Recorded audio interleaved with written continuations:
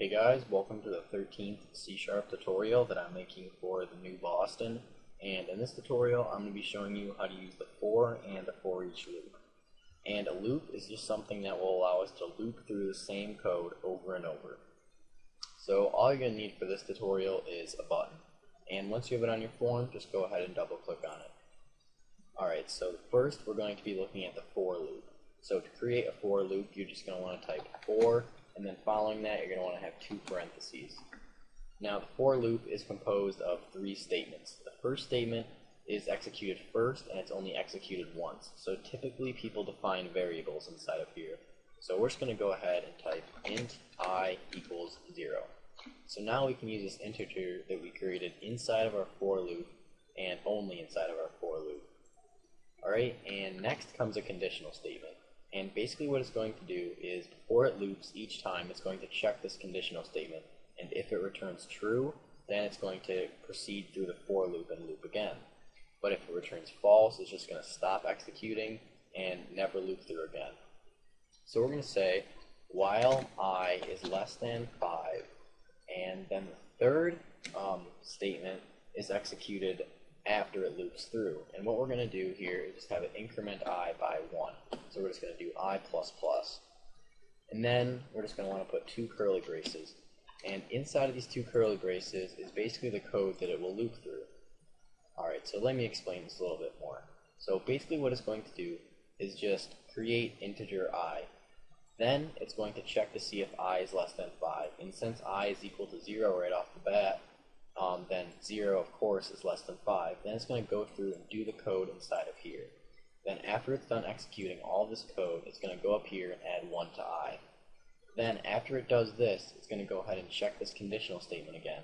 And then I will be 1, and of course 1 is less than 5, so it's going to go ahead and loop through this code again.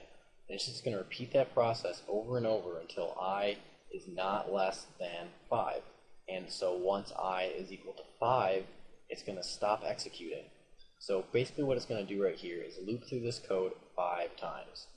So we're just going to have it loop through this code right here. We're just going to have a message box show. So we're just going to say message box.show, and we're just going to make it say hello, and then we're just going to add I onto that. So plus I.toString. So what it's going to do here is just going to loop through, create I, check to see if I is less than 5. First off, it'll be 0, so of course 0 is less than 5. It's going to go through and execute this code. So we're going to get hello, we're going to get a message box that says hello, and then it's going to say hello 0. And then it's just going to loop through again, and then we'll get hello 1, hello 2, hello 3, and so on. Alright, so let's just go ahead and make sure that this works here. We get hello 0, hello 1, hello 2, hello 3, and hello 4. Alright, so just loop through that code 5 times. And you can put any code inside of here that you would like. Alright, and something else people might want to do is, if you ever want to make it so that your loop is infinite, meaning that it will never end, you can just get rid of the conditional statement right here.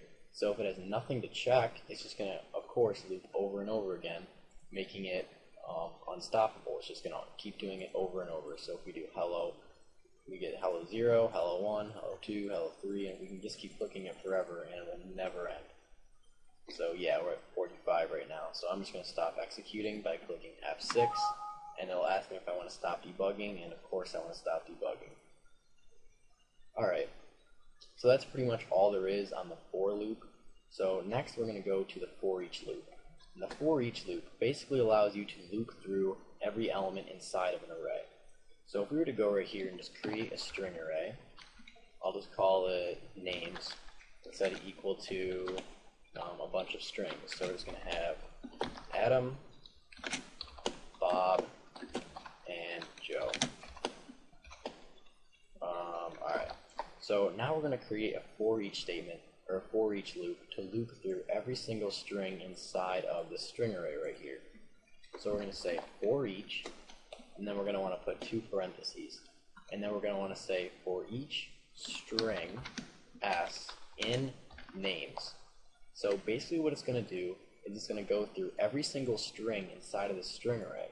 So it says for each string, and then it calls it s, in this names array right here, then it's just going to loop through this code.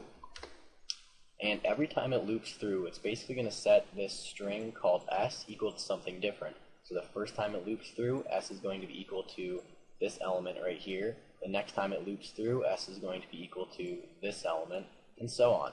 So basically what we can do right here is just have a message box show s. And what it will do is it will go through every single element inside of this array and print it out inside of a message box. So we should get a message box for each element inside of this array right here. So we should get one for Adam, Bob, and Joe. Perfect.